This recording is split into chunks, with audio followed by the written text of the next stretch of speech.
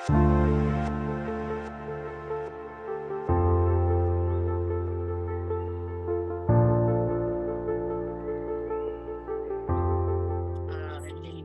en aquesta classe sobre els orígens, l'evolució i el futur de les grans col·leccions del món, amb motiu també una mica d'aquest dia dels museus. El meu nom és Anna Pou, suposo que molts de vosaltres ja em coneixeu d'altres xerrades o d'alguna visita. Perdoneu, ja estic una mica encostipada, com tothom, no, amb aquest temps. I per tant, avui farem aquesta xerrada, que bàsicament en altres xerrades havíem parlat més una mica del que serien els museus del futur, no? Però en aquest cas parlarem una mica dels museus del passat. Sí que és veritat que parlaré de una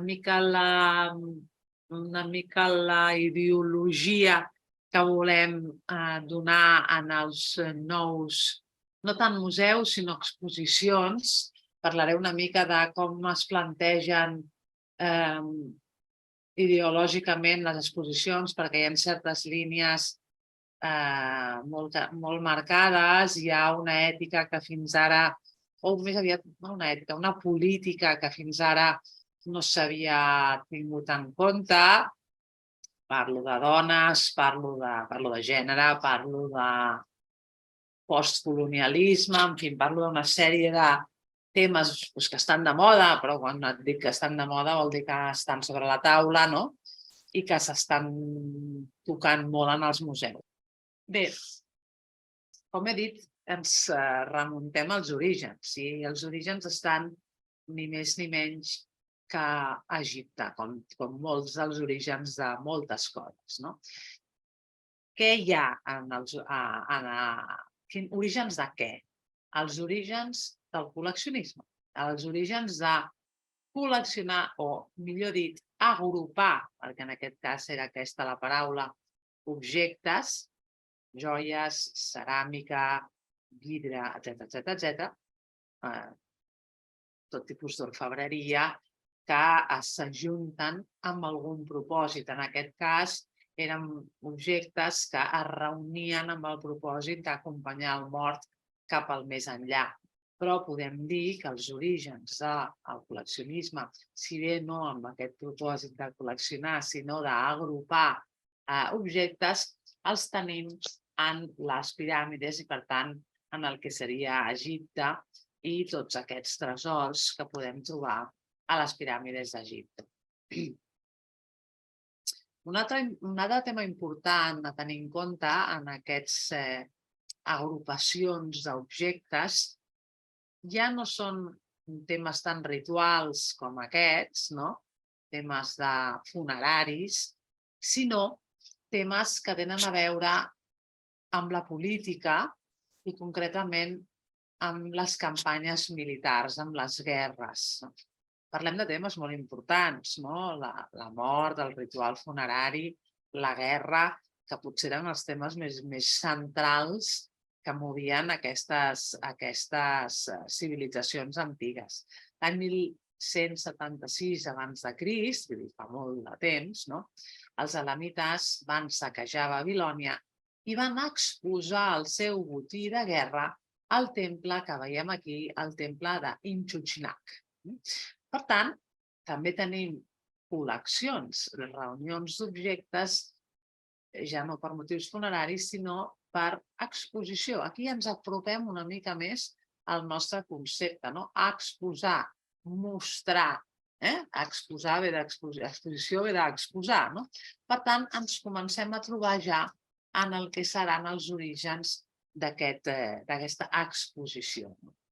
Al segle IX abans de Crist, de nou, aquests botins de guerra, aquests trofeus bèl·lics, s'exposen en aquesta refeta ciutat d'Assur, que veiem aquí, però perquè tinguem una mica la idea, a la porta occidental de la ciutat.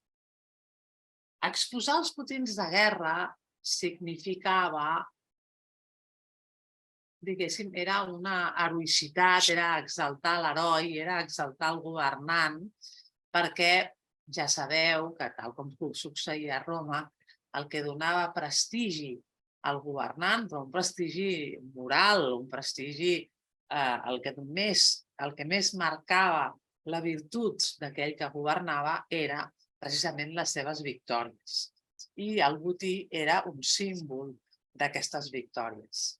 Segle VI abans de Crist, el palau de Nabucodonosor, veiem aquí evidentment refet, de Babilònia, va exposar el botí de guerra expressament en aquest cas, és a dir, en aquest cas sí que podem pensar que fos un primer museu, una primera aproximació al museu, no un nombre reduït de persones com se solia fer, sinó realment a tot el poble, a nivell popular.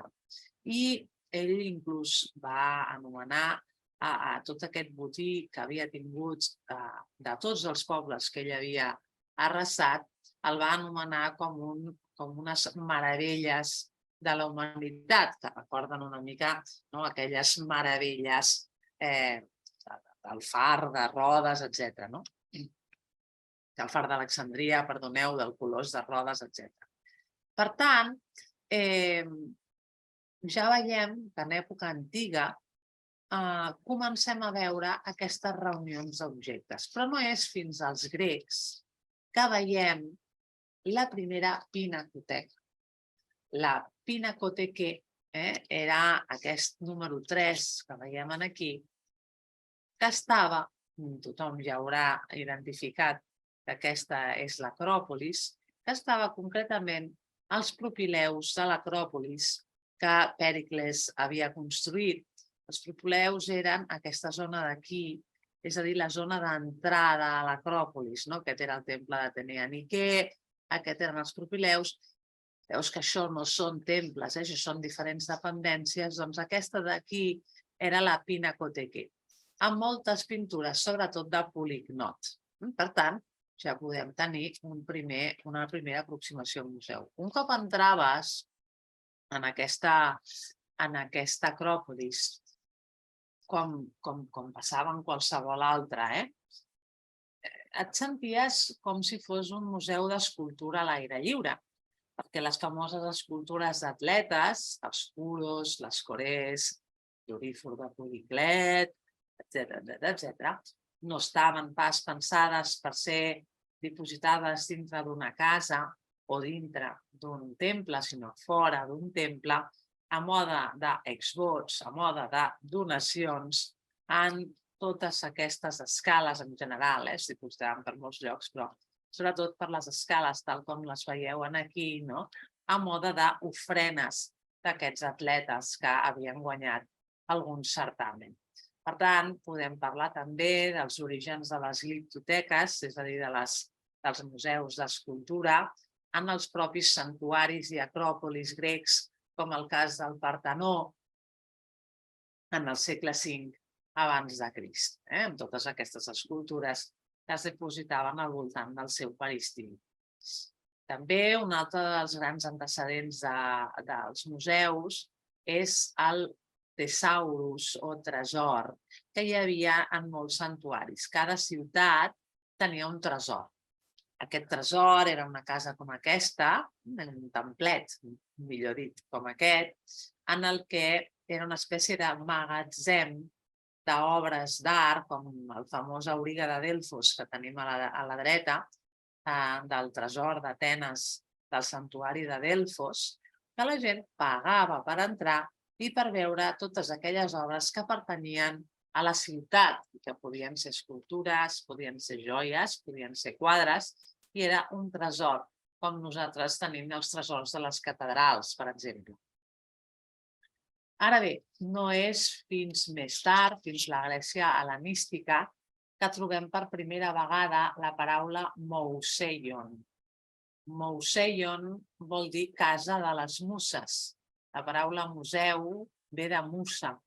I un mouseion no era un lloc on anar a veure obres d'art, sinó que era una universitat. El que passa és que en els mouseions hi havia obres d'art. El primer mouseion important és el Mouseion d'Alexandria, era el 290 abans de Crist per Ptolemeu I, que veiem aquí una mica el que seria l'estructura d'aquest Mouseion. I aquí veiem de nou una altra la facció d'aquest Mouseion, on s'hi trobaven erudits, savis, i tenia sales de conferències, tenia laboratoris, observatoris, allotjament, menjador, vindria a ser un Cambridge o una universitat de Cambridge, però en aquell moment.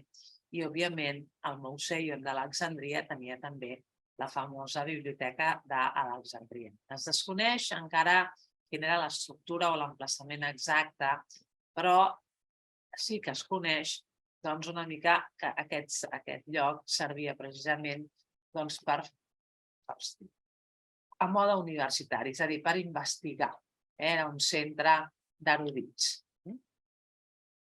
També tenim la biblioteca de Pèrgam, una de les grans ciutats de la Grècia hel·lenística, que estava decorada amb bustos i estàtues de personalitats històriques i que era, com aquí veiem, un col·legi d'erudits pensionats pel mecenatge reial. És a dir, des dels filòsofs peripatètics, a matemàtics, a astrònoms, a geògrafs, a poetes.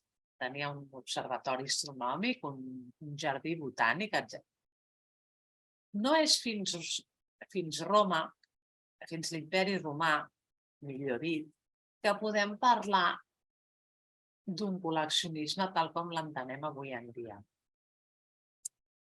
I això va passar perquè els romans van sentir un gran interès per tot l'art grec. Inclús es va parlar d'una moda que es deia neoàtica, que imitava una mica les escultures gregues. Els tallers grecs es van posar de moda, els artistes grecs venien a Roma, el taller de Rodes, sobretot, que treia foc, i aquests col·leccionistes es van transformar també en erudits, que compraven aquestes obres, com dic, en aquests tallers, i tenien també esclaus grecs que els hi feien. Els botins de guerra, en aquest sentit, van resultar fonamentals, perquè els emperadors els van valorar moltíssim, sobretot, evidentment, els que provenien de zones gregues. I, a més, aquestes col·leccions d'aquests romans van tenir per primera vegada una dimensió econòmica. Eren també susceptibles de comercialitzar-se. Els botins de guerra, aquí veiem un quadre del segle XVI que refà una mica la idea d'aquests esclaus que sovint porten aquests trofeus del botí de guerra acompanyats per soldats que toquen aquests instruments, s'apropiaven i exportaven les peces de províncies romanes i les exposaven al públic en llocs molt populars com els pòrtics de Catul, l'Atri de la Llibertat, etc. Un bon exemple va ser quan Sila, el primer dictador de l'Imperi Romà, va anar a Atenes, a Epidaure, Delfos i Olímpia i va confiscar la biblioteca del Pireu, que contenia l'obra completa d'Aristòtil. Quan va tornar a Roma, tot això es va exposar com a símbol del seu poder i de la seva virtut. En els arcs de triomf, ja sabeu que allà hi ha els relleus, com l'arc de Titus, que es va carregar a Jerusalem i al Temple de Jerusalem. Aquí veieu el canelobre del Temple de Jerusalem, en fi, tot el que van als botins, absolutament obres d'art també, que es considerava el que seria la menorà, que van portar cap a Roma. Juli Cèsar, per exemple, tenia una dactiloteca, és a dir, als romans els agradava molt treballar amb les pedres precioses i tenien aquests camafeus amb relleus del perfil, molt sovint de perfil, de l'emperador. Per exemple, aquí ho veieu, aquí hi ha l'emperador, acompanyat dels déus, per exemple, el temple de Venus Genitrix que veieu aquí, perquè clar, els emperadors ja sabeu que es consideraven descendents de l'estirpe d'alguns déus, en el cas de Juli Cèsar es considerava descendent de l'estirpe de Venus. Doncs en el temple de la Venus Genitrix hi va exposar la seva col·lecció de camafeus, per exemple. Per tant, podem parlar també d'una dactiloteca. Marc Agripa, el creador del Panteó, de fet el Panteó va ser acabat més tard, però va ser començat per ell, va obrir les seves col·leccions al públic.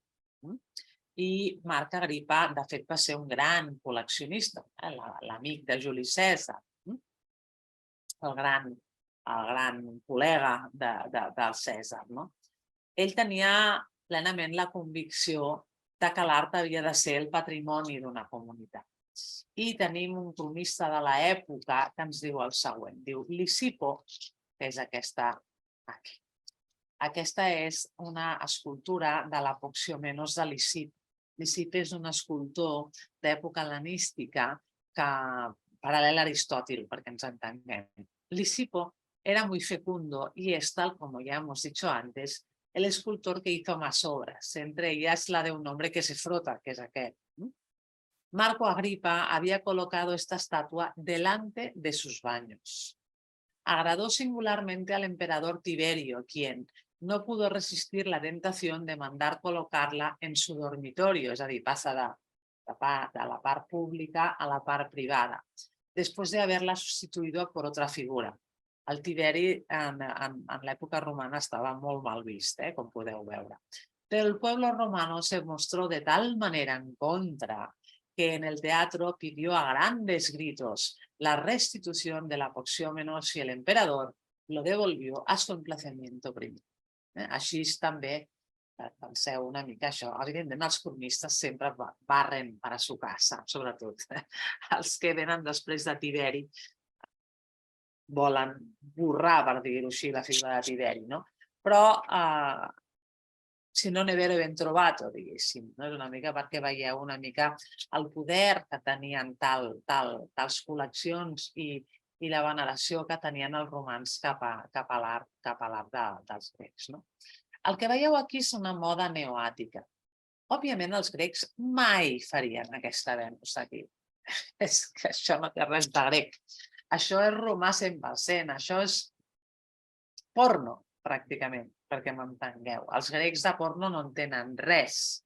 Això és netament eròtic, exageradament eròtic. Però aquesta seria la moda neoàtica. Per tant, que té un punt grec, està clar, l'estil sobretot de l'hel·lenisme, com en l'escultura de la dreta, que és un Zeus, però és una altra cosa. Per tant, aquí veieu aquestes modes neoàtiques, també còpies d'escultures antigues, que són les que es col·locaran a les viles, per exemple, de Tiberi, que és l'emperador odiat. Tiberi té unes viles tremendes i en aquestes viles hi ha un gran col·leccionisme. Tiberi, per exemple, aquí veiem la seva villa a Sperlonga, no sé si algú hi ha anat, us recomano molt que hi aneu. Aquí tindria la part del palau, òbviament el que queda, i aquí es va fer construir un menjador flotant, diguéssim. Fixa't que aquest seria el menjador flotant, aquí a una cova que ara veurem que hi tenia, i aquí seria el palau pròpiament dit. Si ens acostem aquí, veurem que a dins de la cova s'hi va fer col·locar diferents escultures neoàtiques que li decoraven mentre ell estava, si ho veig bé ara, aquí. Aquí veieu els triclinis d'aquesta gent que anava en aquests simposis que anaven menjant. I aquesta és la cova que us comentava, on us heu d'imaginar, col·locats aquí i allà, diferents herois del mite. Us he posat un fotograma de la famosa pel·lícula. Aquí veieu a Neró. Neró, ja sabeu que va fer-se construir una gran domus, que és la Domus Aurea. El que passa que a Neró van fer la damnatio memoriae de Neró, és a dir, quan un emperador s'havia portat molt malament, el que feien després era esborrar la memòria d'aquell emperador. També borraven les seves efígies de les monedes, si calia. Això, els romans eren molt bèsties. I, òbviament, es carreguen el que havia estat una vergonya per la història de Roma, que era la Domus Aurea, tot i que era una domus fantàstica. Aquesta domus, que ocupava una gran part, era algo enorme, que ocupava molta part de Roma. Es creu que Neró va fer incendiar Roma per fer-se la Domus Aurea, i després va culpar els cristians, etc. Això ara no ve el cas. Fixa't que aquí tenim una gran escultura, que és una escultura d'ell, el Colós de Neró, que va donar lloc al Colosseo. El Colosseo va acabar sent construït aquí perquè un cop es va destruir la Domus Aurea va acabar-se construint el Colosseu al costat del Colós de Neró, d'aquí Colosseo. I en aquesta domus, que aquí veieu l'escultura d'ell, se la va fer per un grec, fixa't, això era de sàtrapes orientals, la passió que tenia Neró per tot l'oriental es veu molt clar aquí, es va fer retratar com a un déu sol. Doncs a dintre, aquesta escultura de Zenodòria, no queda res d'aquesta escultura, però dintre de la Domus Aurea va exposar la seva faceta de col·leccionista amb obres ni més ni menys tan importants com el Laocoon, que la veiem aquí, que també la tenia. Ell tenia el Laocoon a casa seva, a la Domus Aurea.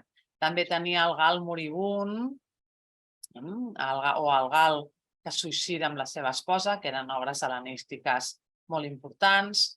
Obres també de Praxíteles tenia, i com ell també podem parlar d'aquest Adrià humanista, conegut a través de l'obra de Marguerite Yourcenar, per tots nosaltres, popularitzat per la Yourcenar. El veieu aquí, Adrià amb una barba, és el primer emperador que es fa retratar amb una barba. A partir d'aquí tots es retrataran igual, Marc Aureli, etc. Perquè ell s'identifica amb els filòsofs grecs, amb l'erudit grec. I, de fet, ell és molt erudit, és un dels grans erudits, i es fa construir la Villa Adriana a Tívoli com si fos un gran museu, reproduint a escala les obres i els llocs que ell li havien agradat molt perquè es va tirar viatjant mitja vida. Aquí veiem una reproducció d'aquesta Vila Adriana, que era verdaderament com un PortAventura, perquè tu m'entenguis, en el sentit que hi havia moltes refeccions, el Canopus, és a dir, tots aquells llocs que ell havia vist a Egipte i a Grècia i que s'ho feia refer, com un Catalunya en miniatura, perquè m'entengueu, però no era en miniatura, això. Per tant, també tenia un teatre, en fi, hi havia de tot en aquesta Vila Adriana. Aquest, per exemple, és el Canopus, amb el temple de Serapis, que venia d'Alexandria, tot això. Aquí veiem unes cariàtides. Aquí el veiem, el Canopus restored, és a dir, us he agafat fotogrames del que com seria. Fixa't que això seria el que veiem ara, i en canvi això seria tal com era abans. Aquesta, per exemple, és una amazona. I si entrem a poc, veiem totes aquestes escultures, òbviament gregues o neogregues, o còpies, que es posaven al voltant d'aquesta piscina, d'aquest Canopus, que arribava fins a un temple que ara us ensenyaré, que era el temple de Serapis, que veiem aquí, i que entraves aquí, en aquest Serapeum, i veies diferents escultures una altra vegada, és a dir, això és un museu, claríssim, no?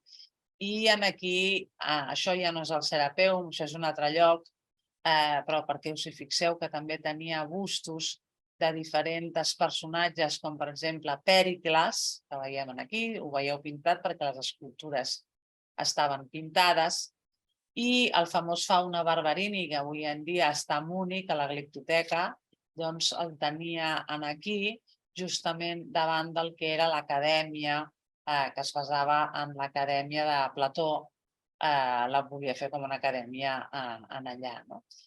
Fixeu-vos-hi, doncs, com en aquestes fonts, com les decora amb totes aquestes escultures que hi ha aquí, a les fonts de les muses, i per tant podem parlar ja de també els primers mecenes, no només col·leccionistes, sinó mecenes. I la paraula mecenes, no sé si ho sabíeu, ve precisament de Roma, de Caio Clinio Mecenas, un noble estadista, amic d'August, un dels grans, si no el més gran emperador de la història de Roma, August, que va fundar la nostra ciutat i que va ser mecenes tant de Virgili com d'Horaci. Segons el diccionari, un mecenes és un home que té una protecció dispensada per a una persona, a un escriptor o artista, sense contrapartida econòmica, de forma altruista. Deixem de banda ja l'època antiga i anem avançant i anem ja cap a l'època medieval. Ens hem de centrar en els monestirs, les esglésies i les catedrals, on hi haurà els grans col·leccionistes. Pel que fan als monestirs, en podríem citar 45.000 de monestirs amb grans col·leccions, Sant Galén, en fi, és que n'hi ha tants. Us he posat aquí el monestir de Cluny, doncs va ser un dels més rics de l'època, severament criticat per Sant Bernat de Claravall, precisament per tota la quantitat d'or que hi tenia a dins.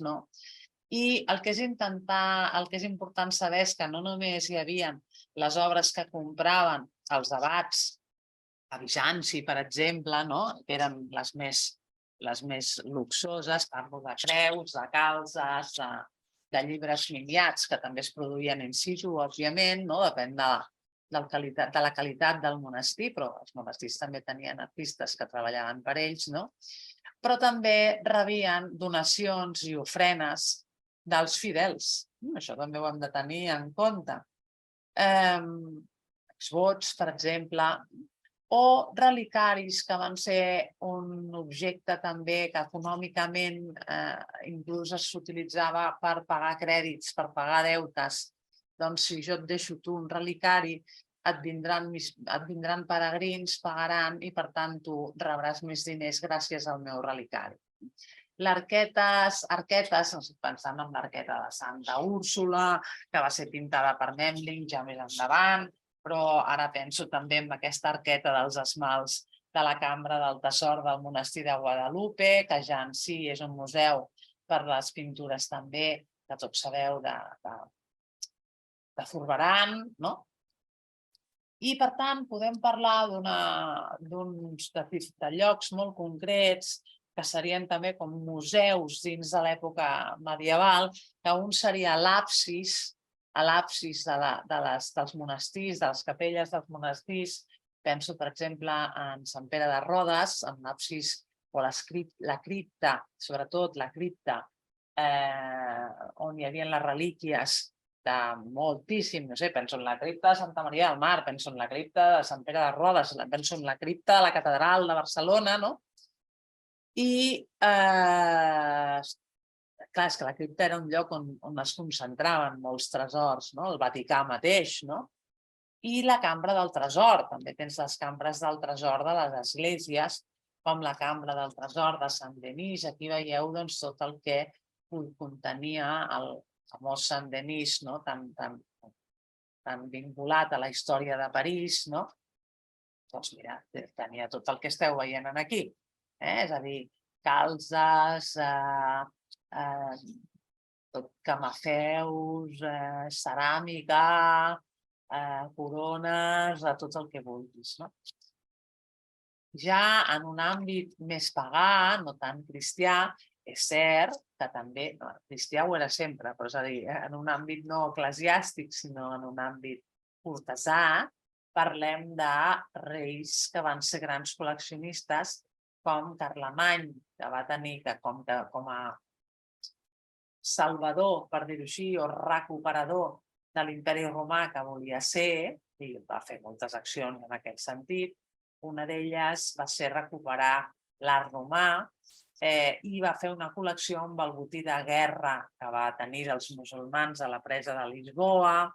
Tenia també els presents del califa Harun al-Rashid que va enviar des de l'Orient. En fi, aquest senyor tenia una gran col·lecció que aquí veieu, per exemple, la corona, que això són els atributs de l'emperador,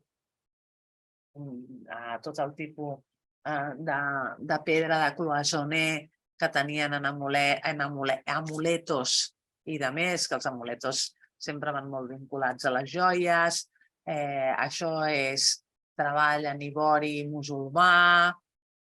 També podem parlar de reis més propers com Alfons X el Savi.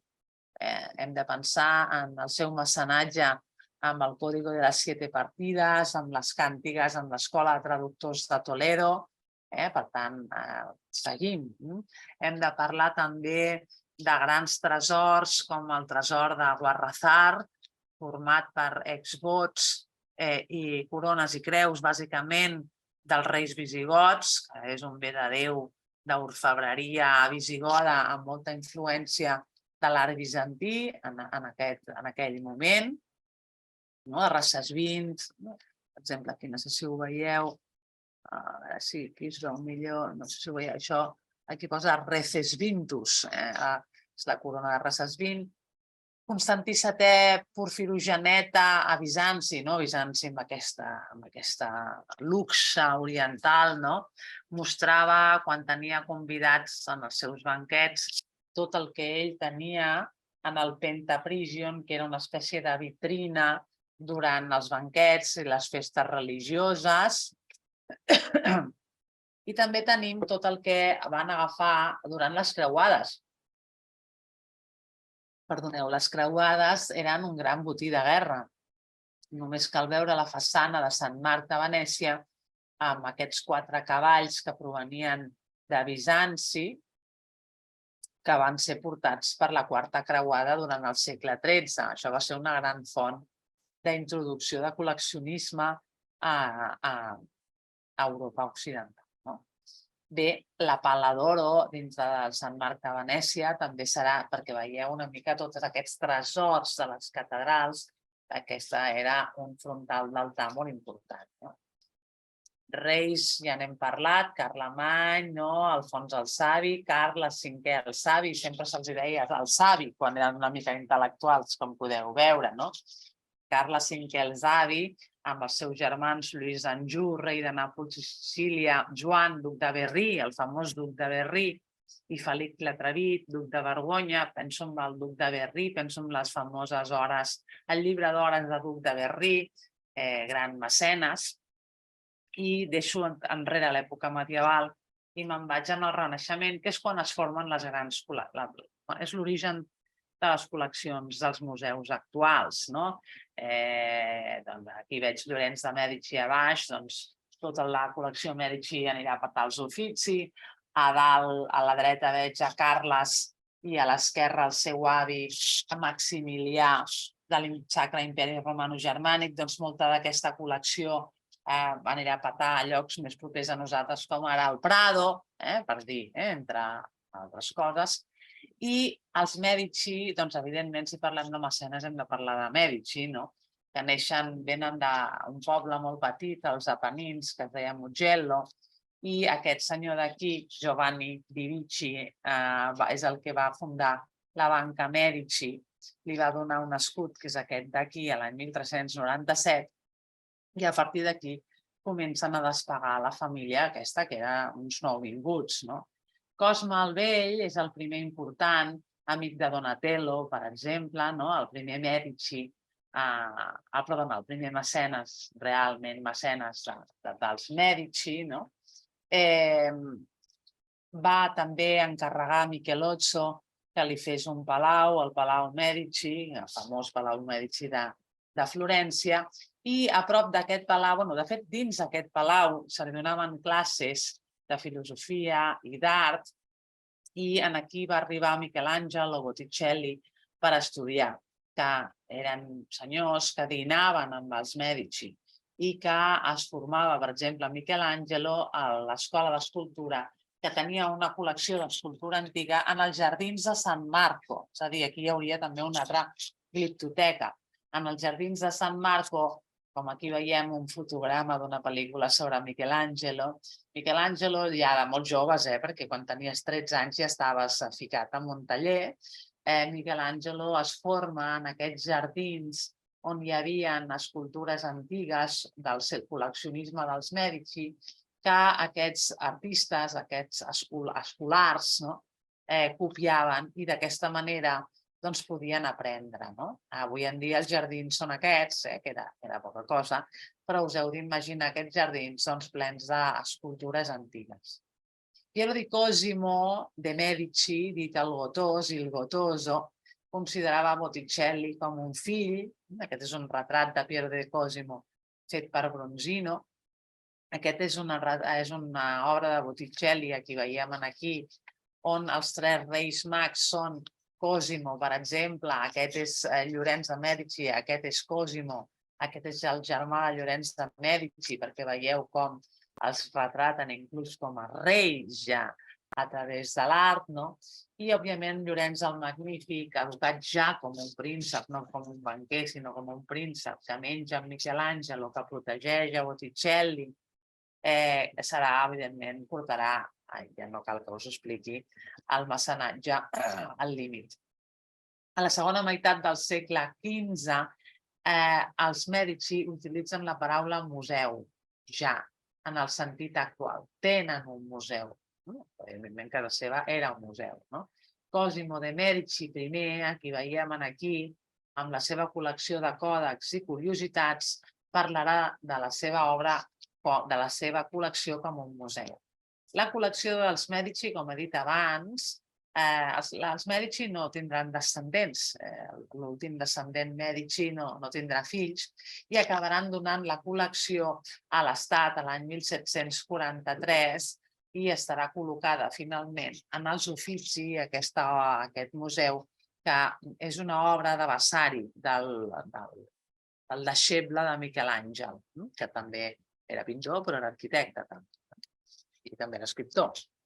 Bé, dones, Isabella, aquí la veiem, aquest dibuix tan bonic de Leonardo, que també va estar allà, va estar per tot arreu, Leonardo es mou molt. Isabella d'Este, de Màntova, a Màntova farà decorar el seu studiolo. Un studiolo és un estudi, com tots ens agrada tenir, els que ens dediquem a llegir i escriure i tal, doncs que ve a ser com la seva biblioteca, estudi, decorada també per artistes del seu moment. Perdoneu, com Mantegna. I els estudiolos són, per mi, lo más del Renaixement, com el d'Urbino, que jo és una de les grans coses que he vist mai, de Federico da Montefeltro, que va allà, va passar Leonardo, per allà va passar Perruguete, per allà va passar Piero della Francesca, per allà van passar molts, i aquí teniu una obra en intàrsia, és a dir, marqueteria. Tot això és marqueteria, no existeix. Això és pla. Són armaris que s'obren i es tanquen i que tenen els instruments no solament musicals, sinó també científics propis de l'humanista, de l'artesà, del savi i del col·leccionista. Més col·leccionistes renaixentistes serà Alfons d'Aragó, a Nàpols, Felip II, òbviament, gran Felip II, perquè aquest senyor sí que portarà moltíssimes obres d'art, era un enamorat del Bosco, per exemple. Tiziano seguirà sent el seu protegit, com havia estat també pel seu pare. Aquí veiem una obra de Tiziano, un retrat de Tiziano de Felip II. Aquest és de Sofonisba Anguissola, la pintora que treballarà també com a pintora reial. I bé, us poso l'Escorial perquè aquest senyor va fer moltes coses, I arribarem a Enric IV. Enric IV també, un altre dels grans monarques del Renaixement, que va estar a Amboise, al castell d'Amboise, i que va convidar a Leonardo da Vinci, aquí veiem aquí, el qual anomenava pare, per fi Leonardo, que va estar sempre amunt i avall, va trobar un lloc que el van valorar per poder fer el que li agradava, és a dir, de tot i força, i no acabar res, perquè Leonardo mai acabava res. Penseu les poques obres que té Leonardo, que en té molt poques de pintura. Leonardo era un tastaulletes, però un geni tastaulletes, no? Si mai aneu a Amboise, aneu a veure el museu, la casa museu de Leonardo, que aquí la teniu, on hi ha tots els seus invents passats a fusta.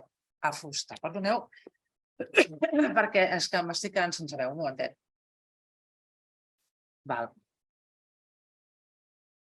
L'antiquàrium és també una de les grans llocs on es van reunir obres d'art, ja no a Amboise, sinó a Munic. I si aneu mai a la Residence de Munic, trobareu moltíssims bustos, molts d'ells. Bé, a veure, Munic, com tota Alemanya, va ser bombardejada, que no va quedar pedra sobre pedra, però s'ha refet. Llavors, està refet, però està molt ben refet, que seria l'antiquàrium. Llavors, aquest antiquàrium en aquell moment va ser molt important. L'antiquàrium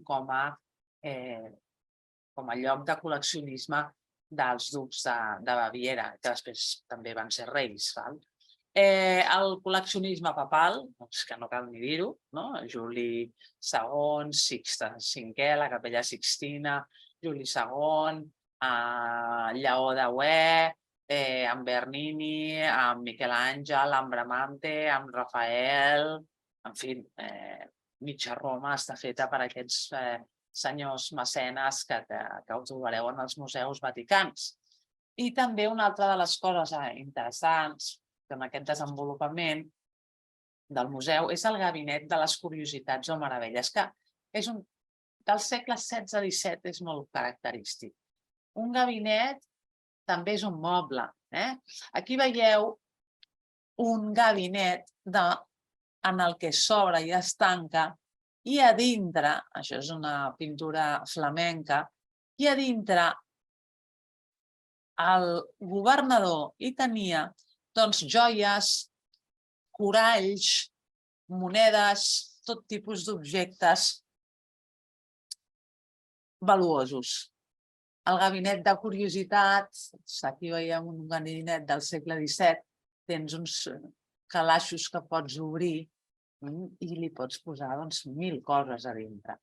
Quines coses? Doncs només cal veure les pintures d'aquell moment. Kleinodienschrank, schrank és armari.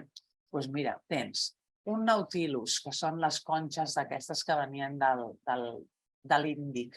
Penseu que, a veure, si un bulbo de tulipà et podia costar el que et costava una casa, doncs un nautilus et podia costar molt. També eren coses preuades en aquell moment.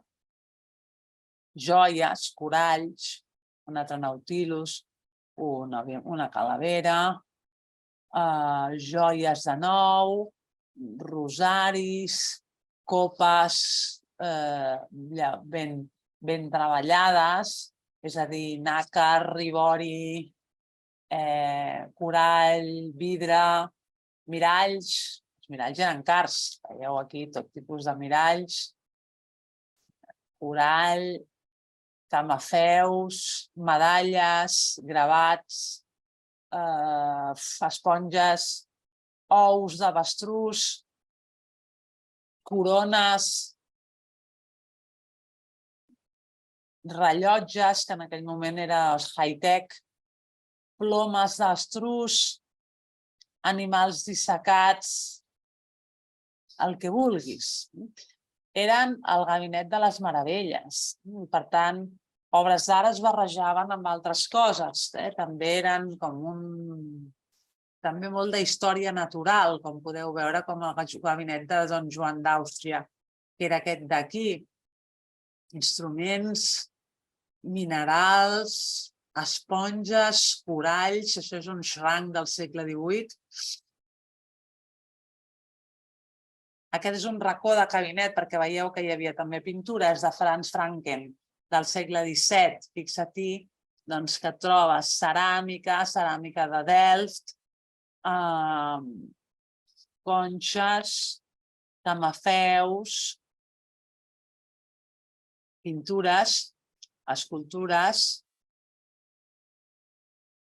Aquí hi ha també algunes escultures també, un cavallet de mar dissecat,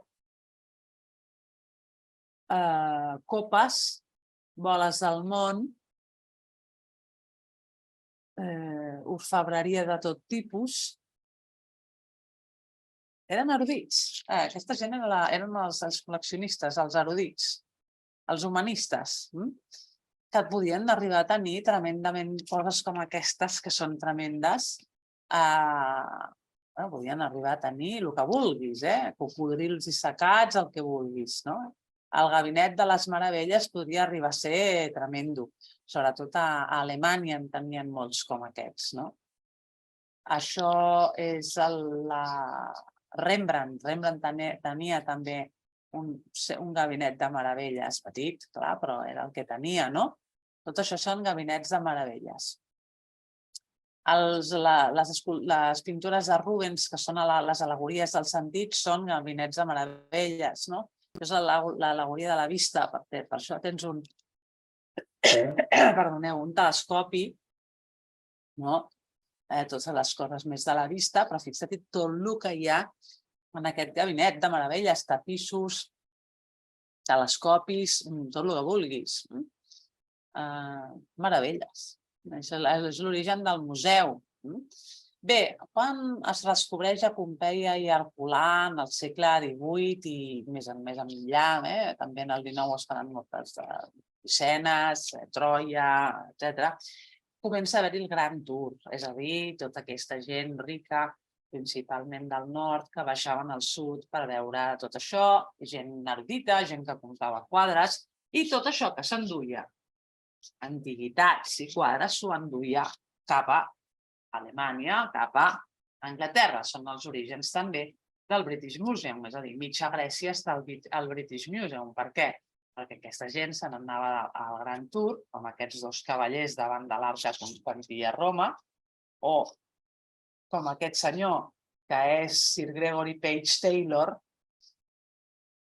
que aquí davant de l'escultura de Minerva, d'Atenea, amb uns plànols, aquesta burgesia privada que comença a fer les primeres col·leccions privades d'Europa, ja no reials, sinó privades, ja no ducals, no, privades, que seran l'origen de tot. El Gran Tour és l'origen del turisme, d'un turisme culte, educat, del bon gust, de la classe.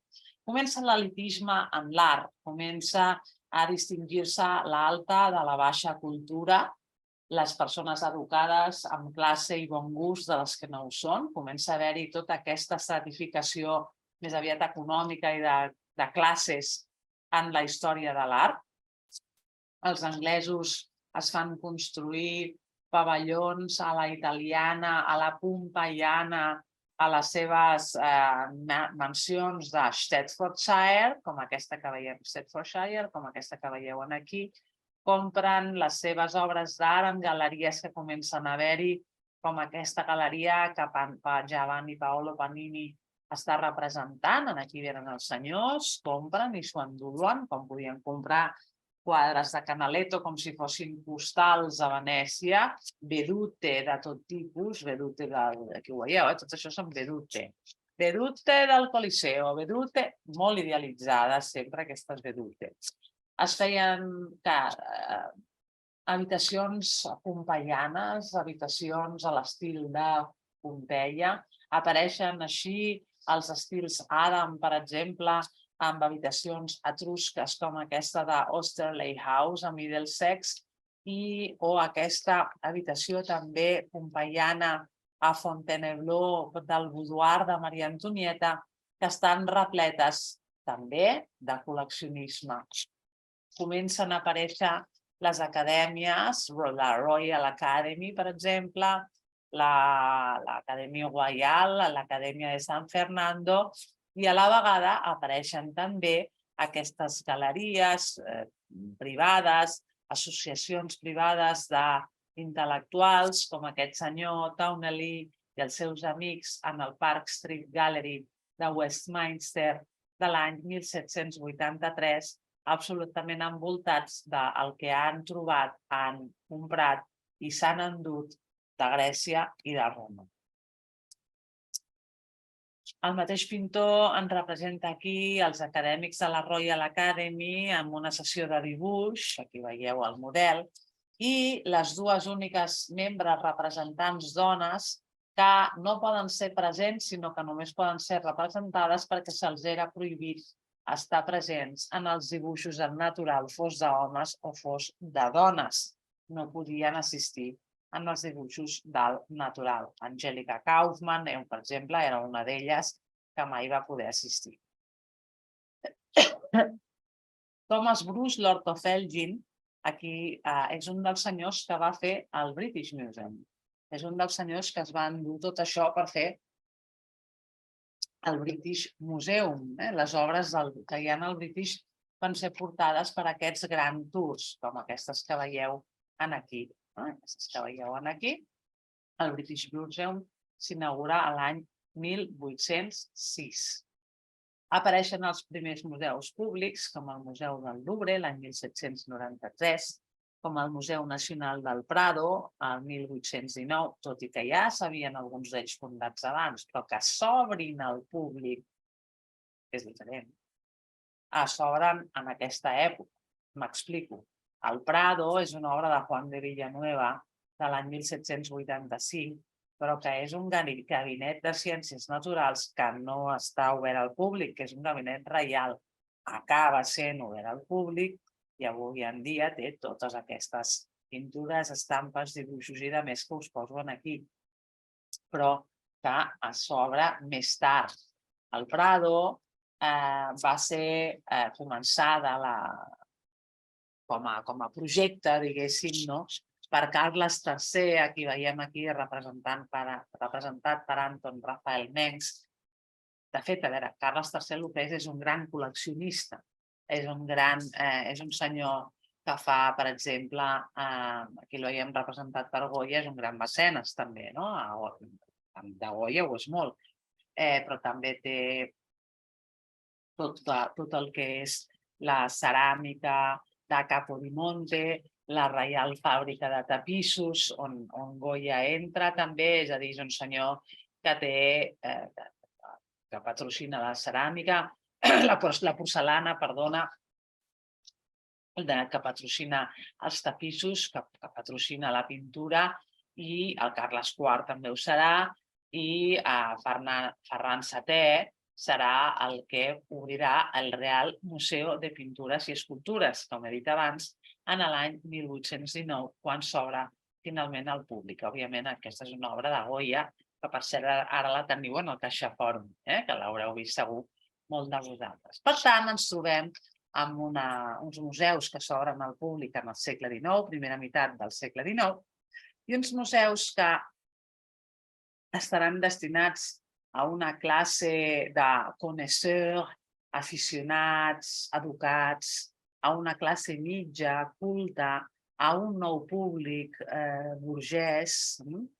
Això a Anglaterra en saben molt. I la cultura servirà també per marcar una classe. Això és molt interessant quan mirem la sociologia de l'art. Aquesta burgesia es transformarà en un consumidor d'art.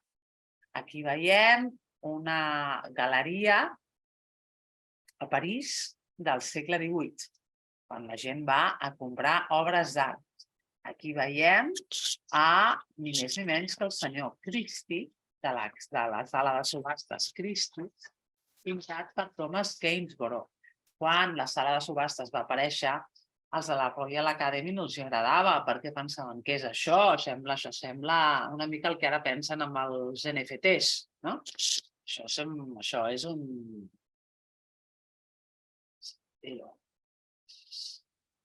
una mica el que pensa ara molta gent, del que és l'NFT, un mercat com frívol, per dir-ho així, no?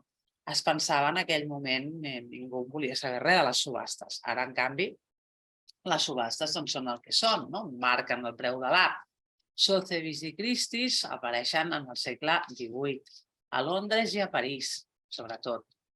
Hi ha els grans salons d'art. Les primeres grans exposicions obertes al públic són els famosos salons de París, on Baudelaire, per exemple, en feia de crític.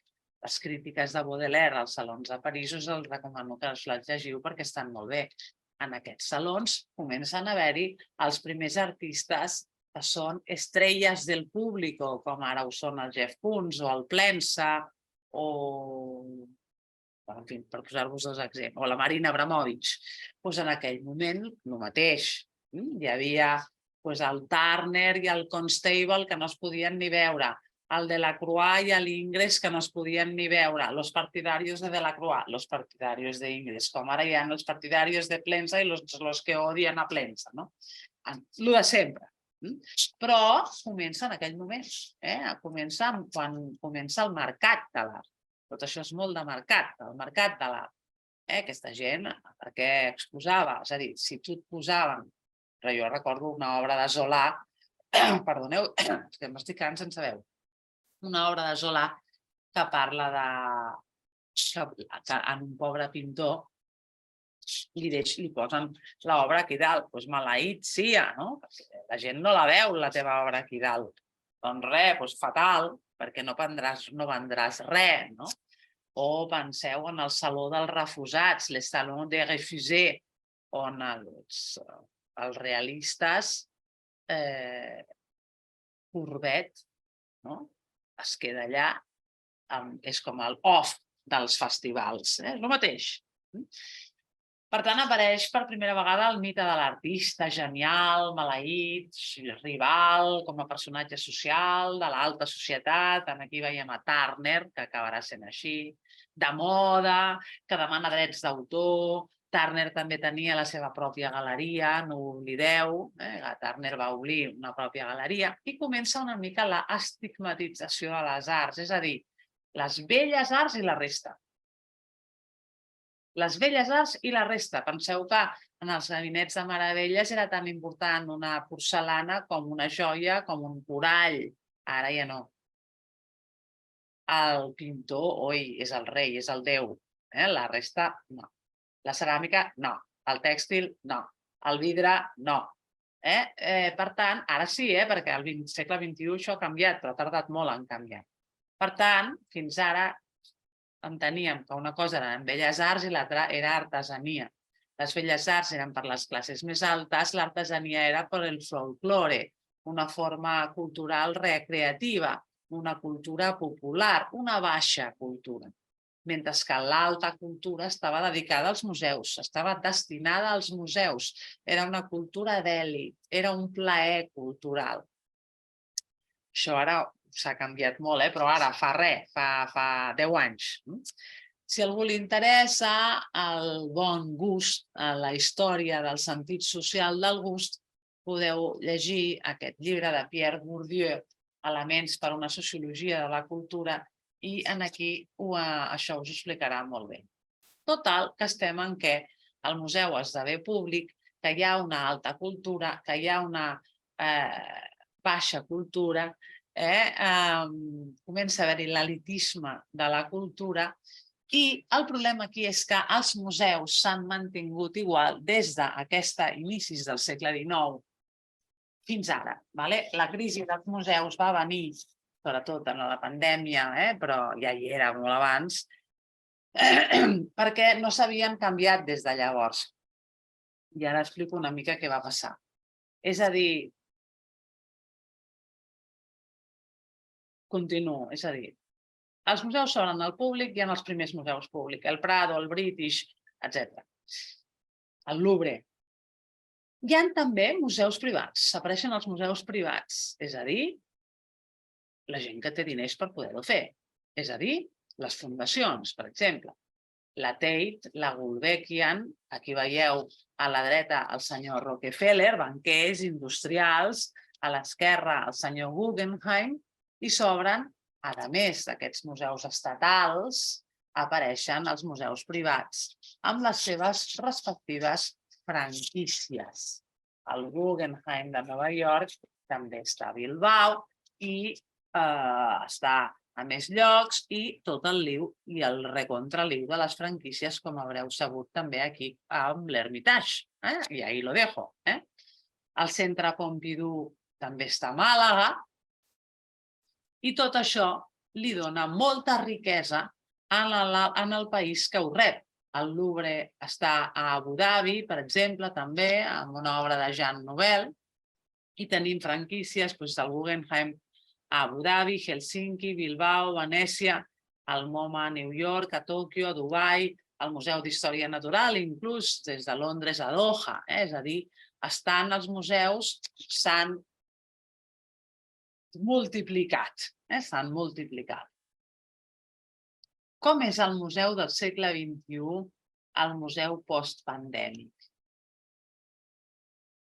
S'ha trobat el museu amb aquest problema. Els museus es van trobar amb el problema que la gent no volia anar als museus, sobretot la gent jove. Bé, el problema dels museus que s'ha posat sobre la taula i que crec que en una altra conferència us vaig comentar, però no teniu per què haver anat a totes les meves conferències, és que aquest paternalisme il·lustrat que ve del 18, que ve d'aquests grans mecenes del segle XVIII, manava el que s'havia de veure. M'explico. El museu diu que farem una exposició sobre els manieristes.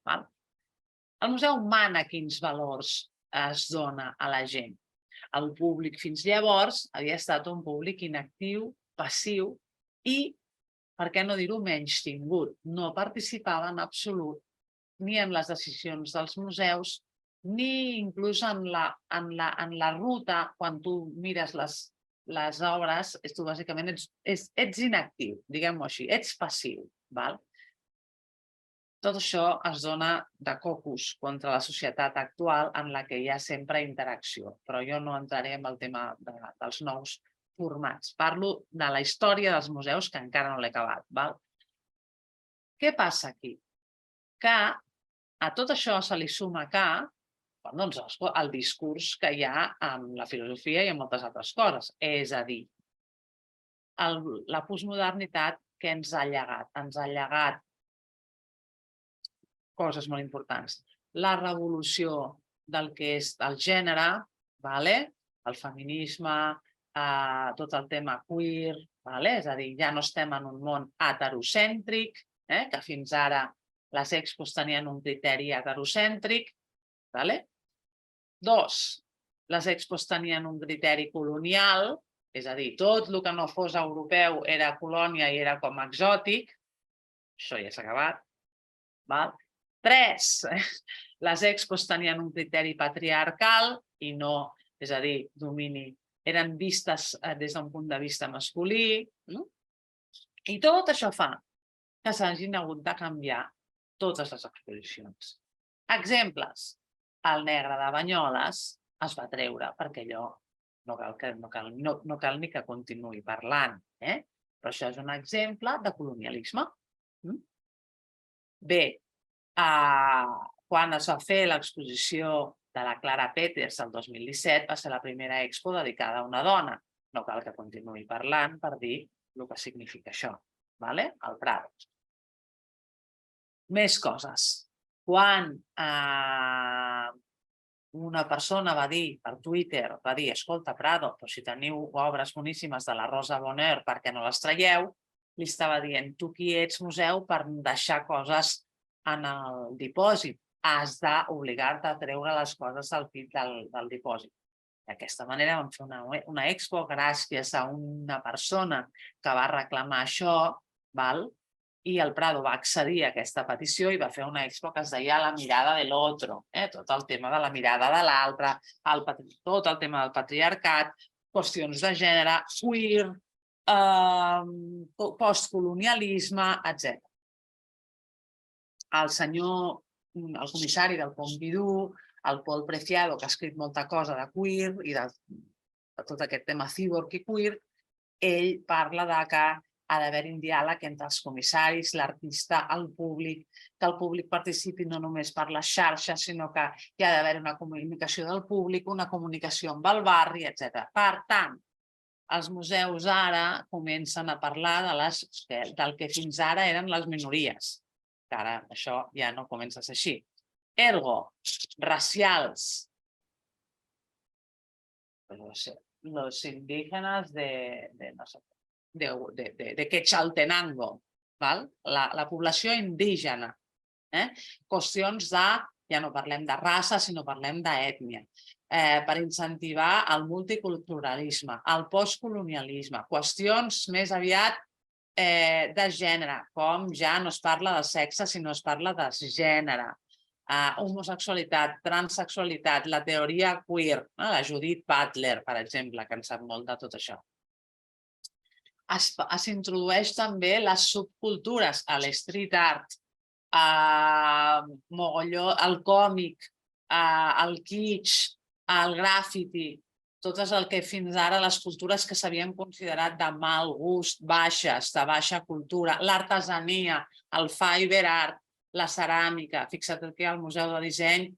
Per què el Museu de Disseny? Fins fa 4 dies les col·leccions del Museu de Disseny estaven unes al Palau Reial, mortes de fàstic, que no hi anava ni el tato a veure-les, plenes de pols. Les altres estaven al Palau Rocamora i Museu Tèxtil, bàsicament Museu Tèxtil, que tampoc no hi anava ni Cristo, i al final totes aquestes s'han reunit sota el Museu del Disseny, donant molta més caché al que és l'artesania i el que és el disseny, que ja es col·loca a l'alçada de l'art. Per tant, l'alta i la baixa cultura ja no les tenim així. Si tu mires expos que es fan ara al MACBA, tens moltes expos de tèxtil. Qui feia abans expo de tèxtil? Ni el Tato, no feia ningú exposicions de tèxtil. Ara sí, ara de tèxtil, ara de ceràmica, l'artesania ja no se'n parla. Bé, és que artesania, la diferència entre art i artesania és un altre tema que hauríem d'obrir. Exemples de tot això. Doncs qui va ser el primer que va treballar tot el tema del postcolonialisme? Doncs va ser precisament el Centre Georges Pompidou, que amb això és pioner, que va ser la primera expo que va treballar temes de postcolonialisme, va ser Le Magicien de la Terre, a París l'any 1989, on es van juntar 50 artistes occidentals i 50 que no ho eren. La història està narrada per un home blanc, europeu, hetero i protestant. Això és el que diu, per exemple, el Derrida en aquestes teories del postmodernisme. Doncs anem a fer alguna cosa que no sigui ni blanc, ni hetero, ni protestant, i descentralitzem aquesta famosa frase tan de moda, aquesta cosa de descentralitzar, d'oferir la mirada dèbil, de fragmentar. Doncs bé, aquest diàleg intercultural per fer els artistes fins ara invisibles es va fer sobretot com a resposta a una altra expo que va ser un escàndol, que és aquesta foto que us poso aquí, que es deia Primitivism in 20th Century Art, Affinity of the Tribal and the Modern. Bueno, tribal, primitiu, tot això encara era coses molt, que ara ja no es diuen, molt políticament incorrectes. I van col·locar aquí 4 coses molt tribal, aquest tipus museu etnogràfic d'aquell temps, o zoològic, en comparació amb Picasso, que és lo grande, mentre que lo primitivo és lo pequeño i és lo que bueno. Va ser criticada per infravalorar les obres africanes, per dir-los primitives, de forma que apareix aquesta altra expo al Pompidou, on es posen de costat el que seria una obra d'un blanc anglosaxó, en fi, al centre, i el que no és al centre, que seria aquesta part del terra, que són molts els que ho van fer, africans, per dialogar entre elles. Tot i així, aquí veieu a Bàrbara Kruger, una feminista dialogant amb una altra obra. Les obres no occidentals van ser criticades per tenir una baixa qualitat. Bé, que s'havien clar, és que moltes d'aquestes obres, aquesta noció de l'art per l'art és una noció europea, occidental. Moltes d'aquestes obres s'entenien dintre del seu context, tenien una funció ritual, etc. Clar, descontextualitzar-les, doncs clar. Però tot això ha portat moltíssima cua. De fet, si algú vol veure-ho i li vol estudiar, hi ha un llibre que el tinc per aquí, mira, que es diu Activismo en el mundo del arte, Activismo en el mundo del arte, de Maura Reilly, que et parla precisament d'encarar aquest privilegi blanc i la centralitat d'Occident, el masclisme, el sexisme, és a dir, tot allò que ara s'està parlant tant, no? A través de les exposicions més importants, Rechazar el heterocentrismo i, bueno, en fi, les primeres expos que parlaven de l'homosexualitat, etc. A partir del 2000, des dels 90 fins ara. Per tant, estem trencant també amb la noció del museu contenedor, cub blanc, escèptic, santuari, mausoleu, que no es pot parlar, que no es pot tocar. Tot això comença a passar-se una mica de moda, i hi ha d'haver-hi un nou museu. La definició del nou museu, segons l'ICOM, de l'any 2019, que es va fer un congrés, és encarar les desigualtats socials, consciència del canvi climàtic del planeta, ètica i sostenibilitat al museu, autoria compartida amb la comunitat, el museu com un lloc de reunió. Res a veure de res amb el museu decimonònic, arxiu, contenedor, sacrosanto, santuario, donde la gente se aburre perquè se aburre. És el que li passa a molta gent. És a dir, els museus estan buits quan són aquest tipus de museus. Què ha passat amb això? Doncs bé, s'ha hagut de canviar, s'ha hagut de canviar el discurs, s'ha hagut de canviar la manera de presentar-ho, i un museu compromès amb l'educació, amb el valor social de l'art, amb un compromís ambiental, amb la transformació digital, compromès amb el territori, compromès amb la innovació, etc. Amb una programació inspiradora, inclusiva. Clar, hi havia moltes programacions que no eren inclusives perquè no les entenia molta gent o perquè, en fi, això ja m'enteneu què us vull dir amb això. Per tant, s'havia de passar d'un museu santuari a un museu vida, com va dir la que va venir del Pompidou, que són els més canyeros, com podeu veure.